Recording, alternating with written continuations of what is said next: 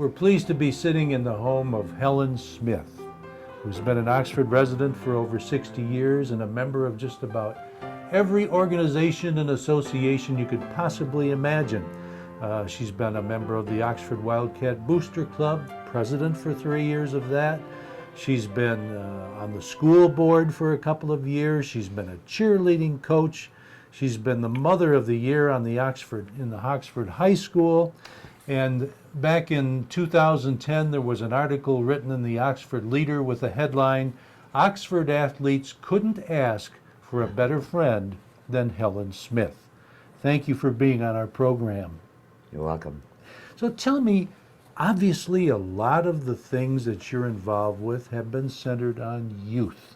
Correct. What has pointed you in that direction? They're our future. They are our future. They'll be running our country. If we don't do for them now, they're not going to do for us later. And I'm a firm believer that you give back to your community. And I'm hoping all these athletes, some would always thank me, and I say, when you get out on your own, give it back to your community wherever you are.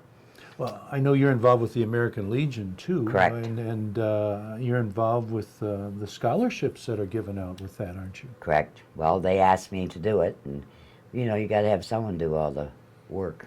Well, I know that every year in the high school they have a ceremony where those sorts of things are doled out, and you're one of the principal dolers. Well, the Legion is. Right. The Legion is the donor. But you're their representative. Right. They asked me to get up there, but then the commander and the president of the auxiliary or whoever will be there to do the presentation. They should do the presentation. All I do is I get up there and speak a little, you know, Okay. and announce who's received the scholarships, you know. But athletics is my one thing I really like Okay. for the kids. I want to talk to you about more of your life, but there's something I'm dying to ask you about that I just can't put off any longer. What's this business about being the Oxford Witch? Oh, well, I've accumulated that title when I lived on Burdick Street for 50 years. And I always decorated the house, and I dressed up as a witch. And I just loved it when the little kids, especially little witches, would come and they'd say, I said, well, I'll see you later and we'll ride our brooms together over Oxford. You know? And the little kids would come up, and one of the funniest things was my grandson Chase when he was little. And he came up and he cried. He said, "You're not my grandma," you know. He didn't recognize you. No. Huh? And one thing that happened, years after, I did it for over 30 years, was the Oxford Witch. Excuse me. But one night, and I always left my light on after, you know, because some of them can't get around. And I had the doorbell ring, and I went, and here's this little boy. And I said, well, how are you? And went through the little spiel. And when he was done and starting to walk down, his father was there. And he said, "Mrs. Smith, I live in Davison now, but I will never forget coming to your house on Halloween, and I wanted my son to see you." And I thought that was kind of nice. Wasn't that neat? It makes you know. feel good, doesn't it? Yeah, and of course, over the years, of course, they grew up, and I did it a lot of years, and I had a lot of former people that came to beg, you know, come with their kids. So, and it was for the kids. I had over 500 kids on Halloween. Now, were you born in Oxford? No, I was born in Lake Orion. Lake Orion. Moved to Oxford when I was 5. Okay. So, and funny thing about that is, I was born next to that cemetery on 24, and then I moved out here, and I said, oh, wait a minute, is this an omen? I was born by a cemetery, now I'm going to leave here? You didn't want to get too far away, huh? I guess not. Well, tell me, what did your parents do? My father, we were in the silo business. I don't know if you know what a silo is. It's I that do. round thing by the barn. My grandfather invented the concrete stave silo, and it's in the Henry Ford Museum now. Okay. All right. Was your grandfather the first generation in your family to come here from the old country, or? I think so. Okay. To get our family history is very difficult. Chase and I have been trying to get it off ancestry. Yes. And we've gotten more of my grandmother, Horton's side, back, but to get something, I think he said that originally we came out of Prussia or someplace. You can't get it. I mean, Right. way back there. I do know they came into New York. And then, of course, my father grew up in Paw Paw, Glendale, over by Kalamazoo. So you have roots in Michigan going back quite a long way. Right. And then, see, when my dad took over the silo company, he brought it to Oxford because of the gravel. Mm-hmm. And over there on Gillespie is where we were for, well, I worked there, I was in the office 20 years.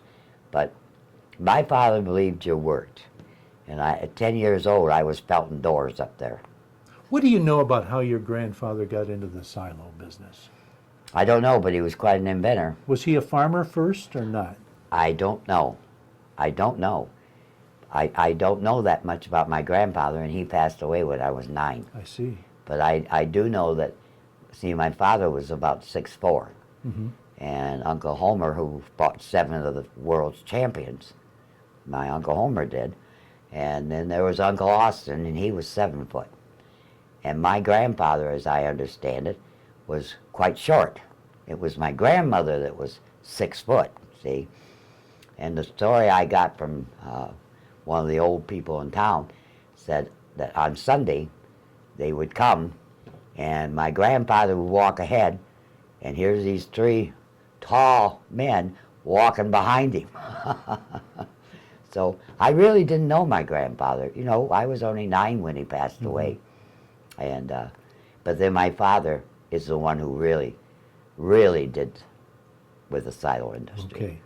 All over the country, he helped them. And what was unique about the type of silos that they had? Well, we had a 3-step brake joint. Mm-hmm. And in fact, when you're driving around and you see a silo like that, we always put a block in there that said the Smith Silo Company, Oxford, Michigan. Mm-hmm. And it's in the silos, And especially like up there at the round building where the office was on Gillespie, there's a silo, there's a block in there too. Okay. And for those of us who aren't familiar with farming, and silos obviously have been around for years of one type or another, Mm-hmm. but the purpose of a silo is for storage, isn't that right? Storage, normally corn, and it gets sour, but the cattle love it, and it's for milking, and then they put high moisture corn in, and that's when you have to be careful because they get a lot of juice and it can cause a lot of trouble.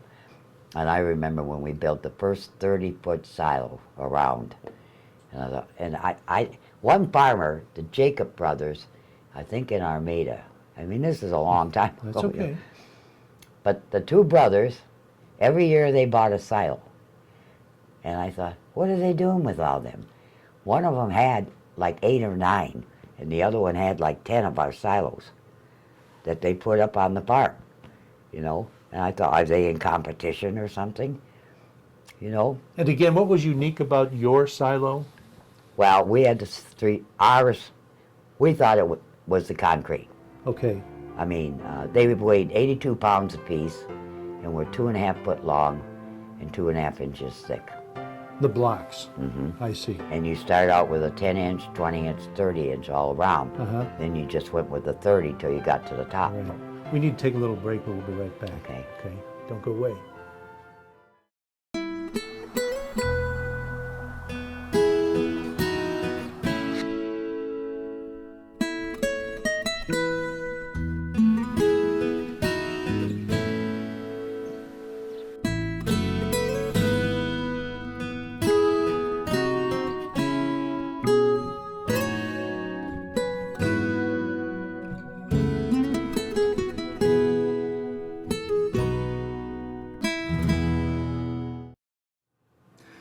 So with the silo business, was it your father that really built it up? Yes. Okay. Yes. And he was quite an inventor himself because Beekler's machine, which isn't there now, Uh, but he'd go down there and he'd make something. He'd say, "Okay, copy this." And he was the one that came up with the tapered block silo to try to save the farmers money, because they were going where they were building these big silos, 30, 32-foot round, and you had to have a 4-inch block at the bottom because of the pressure. So, but you didn't need it at the hot top. So he came up with the tapered block silo that went up. I forgot how far now that he'd go up. Then he'd go to the tapered block silo. Then they could use the 2.5-inch block. Right. Where were your offices when your dad was running the company? Right on Gillespie Street. It's where the village owns that property. Okay, so it was here in Oxford. Oh yes, it was here in Oxford, you know. And it's there. I think they use it for a skateboard place or something now. Did your mother work in it as well? No. At one time, the office was in the house. You know, and from there, then they built the round office up on Gillespie. Yeah. Now, where did you go to grade school at? Daniel Oxford, in Oxford.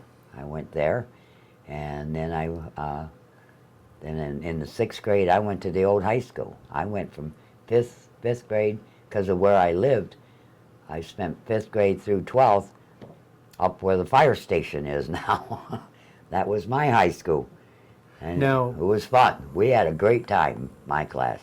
Are we talking about the late 1930s, somewhere in there? Oh, no. I graduated in 1952. Okay. So I was born in 34. Okay. So, but grade school, I mean, you started grade school around... yeah, in the 30s.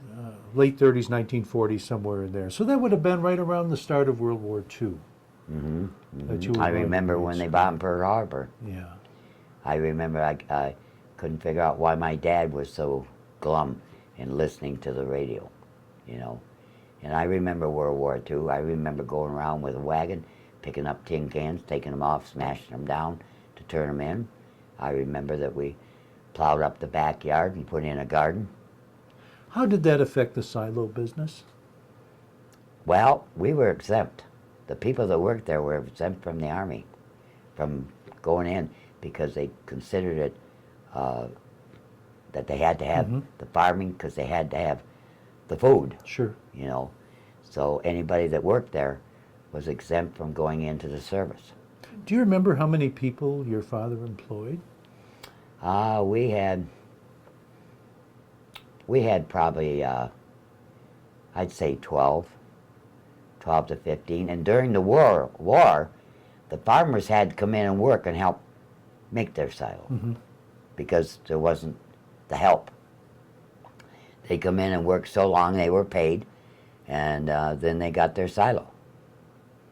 So I thought that was quite unique, you know. Met a lot of them. What do you remember about Oxford, Michigan in 1940? I don't remember that much in 1940 about it, you know. I'd have to go into... When you were in grade school, I mean, what are some of your fondest memories of going to school in grade school in Oxford? I don't have any for grade school.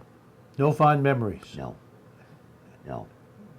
I can't really think of anything from grade school. Okay. I remember one teacher I liked, and that's about it. Mine came in junior high and high school. I had really got in. I was in a lot of things, you know. Did you have any brothers or sisters at I home? had 2 brothers, Okay. and they're both gone now. Were they? But they were in the silo business, and Harold went on to Romeo and went into the excavating and septic tank. Now, when you started school here in Oxford, obviously you lived here in Oxford. Where did Correct. you live? I lived on West Burdick Street, right across from Gazzardi's funeral home. Oh, so you've been in the Burdick Street area for a long time, haven't Right. you? And then when my girls all grew up, and one went to Texas at the time, and one went to Mayville, and the other one that went out on Drainer Road, I figured, well, they don't want the house. And it was 11 big rooms. And I thought, what am I doing? And I didn't want them to feel that they had to come and help me, because I painted it. I Sure. took care of it. And I thought, I was 54 when I moved out here. Mm-hmm. And I had lived there. And the football team moved me by pickups, up and down. Well, it's I nice didn't to move have that good far. friends, isn't Oh, it? yes, it is. I'm Yes, sure it is. they feel that way about you, too. That was very nice of them. What is your fondest memory about living at home when you were in grade school here in Oxford? In grade school? No, yeah. What's your See, fondest I memory? don't have that many memories from grade school. But not of the school itself, but home with your folks during that era. They weren't there. They weren't there. No. By the time I was in the 6th grade, I ate in a restaurant, my meals. Tell And me more about that. Well, they were busy. Dad was out building a business, and my mother was with him. She wanted to be with him. I sometimes think, I know she must have cared about us, but I sometimes think she shouldn't have had any kids. Because she really didn't have an interest in us. We were on our own. That's not the first time I've heard this story. Mm-hmm. People trying to run a business back in that era, they had very good friends that they would essentially give their child to raise. I mean, it's hard for us to sit here Well, and think about that today. we had a but- woman that lived in and, was supposed to be there to watch us, but we did. My brothers I really didn't get to know my brothers till we were older, because they went their way, I went my way. And at what point did you go back with your folks? Oh, I don't know. I'd say maybe after my mother passed away. I was 20 when my mother passed away, Mm-hmm. and she had cancer. And then I lost my dad at 31. So, but When you were 31? yes. Yep, Okay. yep. So So you lived all of your childhood with somebody else. basically, we were kind of, I have to say that if it weren't for Ivor Judd, Bayonne Collier, I spent a lot of time at Collier House. Mm-hmm. Were they related to you? No, Okay. no, and then Mrs. Fritsch. Those 3 women kind of watched after me because they knew that I was on my own. I had my own car at 16. Most boys didn't have a car. So you when you were a young girl, you slept at their homes? No. They watched you during the day. Right, they'd tell me to, no, they just were, they didn't watch me. They watched what I was doing, and they'd say, come on, I want to talk to you. But that was your home until your folks completed their workday, right? Correct. But then when my mother was going to be home for an evening, she'd tell me to go uptown, go to the show, and stay through it twice. Is it hard for you to think about that now? Well, yeah, I remember when she passed away, and I was sitting there. Of course, I helped do, get all the arrangements and stuff. And I thought, that's my mother, and I really didn't know her. And I made a vow that if I ever was a mother, whether I was a good one or a bad one, they'd know me. And they do know me. And they lived under a democracy in my house. That's what I told them, you live under a democracy, mine. We're going to take a little break, but we'll be right back. Take off your hat, throw it in the corner. Take off your hat, throw it in the corner. Take off your hat, throw it in the corner. I don't see why you stay a little longer. I'm talking about Boozoo. Woo! Boozoo, hat too. Oh, yeah. Hey,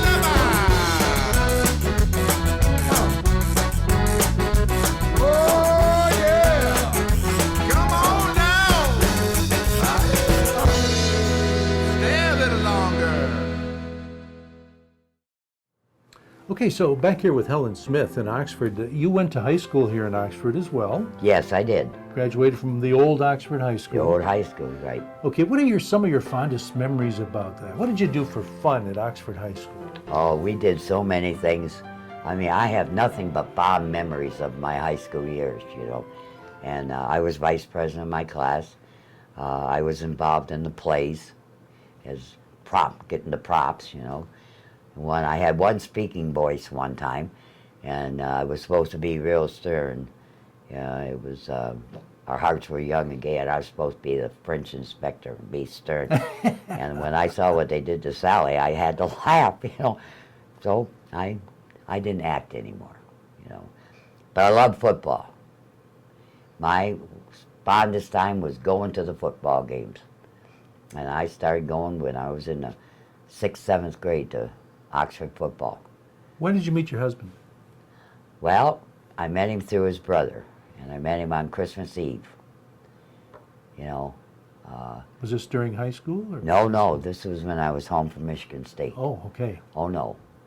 I mean, I was 20, I think, when I met him, and he was just coming home to see his parents, and his brother had been at my house. My folks were in Florida, and I had a lot of, like, Bud LaDucer, and a bunch of them had stopped by, and we were visiting, you know. Your parents were in Florida? Yes. Had they retired, or? No, they just went down there for a few months. Oh, they were there? Okay, gotcha. You know, and then I was home, and because I kind of spoke my piece a lot when I got older, you know. I don't want to go to Florida. Very independent. I had to be. When you're on your own, you better be independent. You kind of learned that from an early age, Right. didn't And you? part of my think as I was growing up, I thought, I'm not going to get into any trouble because that's just what this town expects of me, because I had no guidance.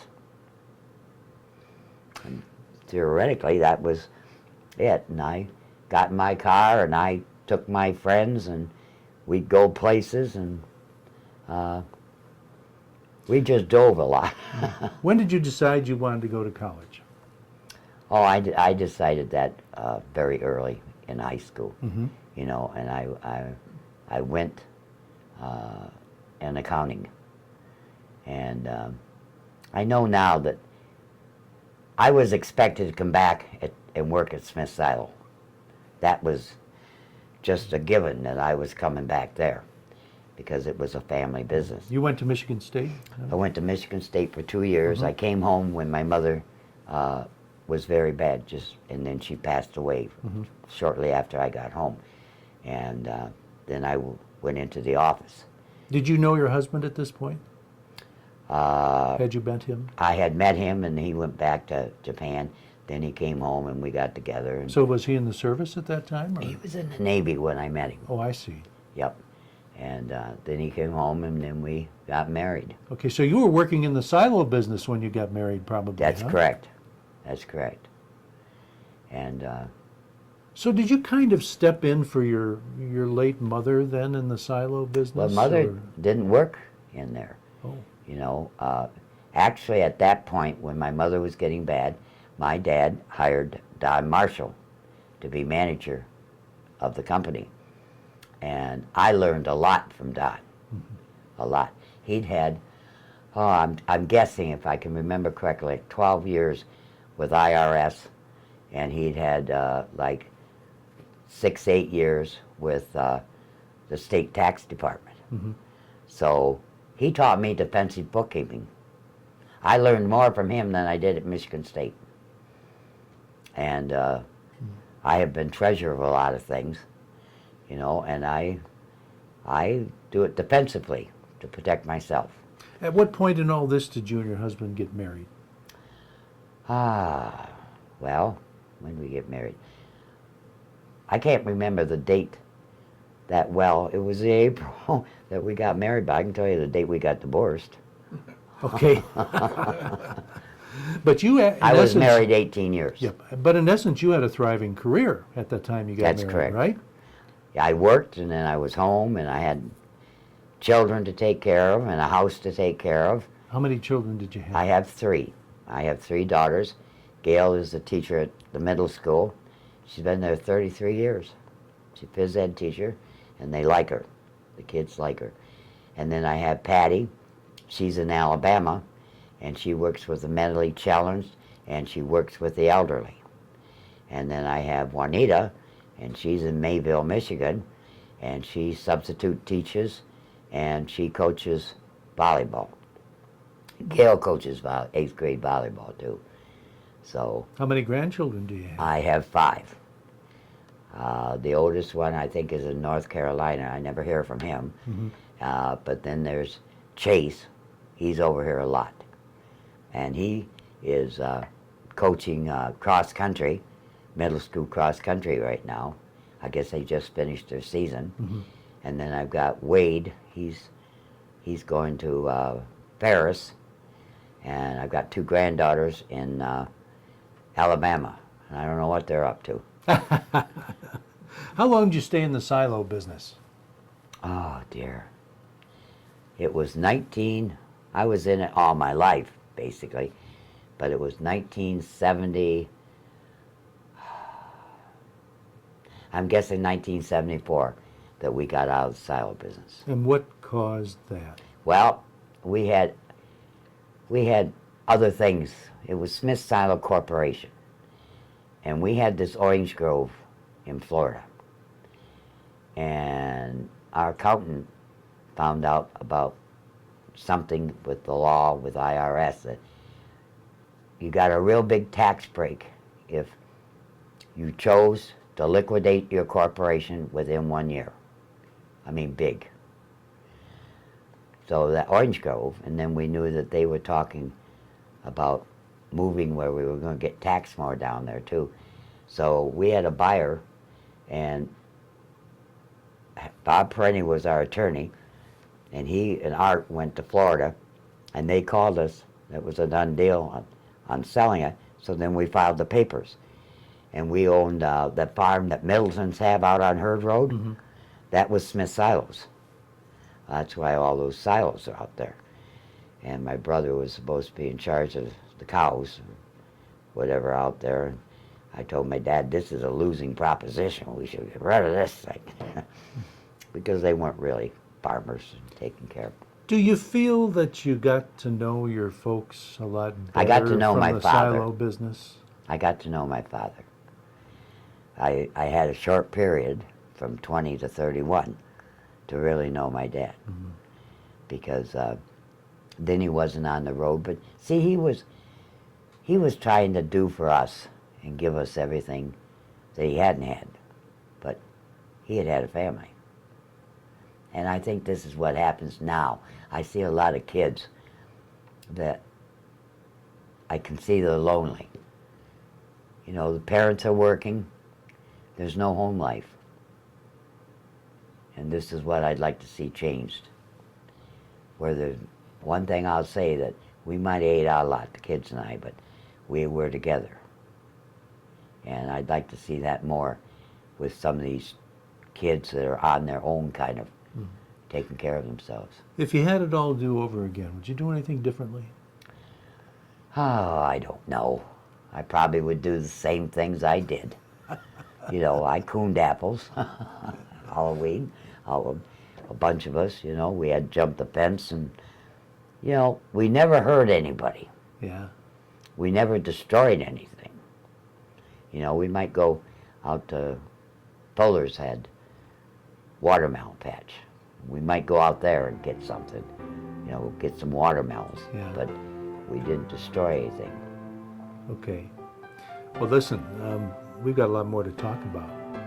So we're going to go on to a second episode with you, if that's all right. If you'll have us Okay, in your home here. that's fine. All right. We'll see you next time for part 2.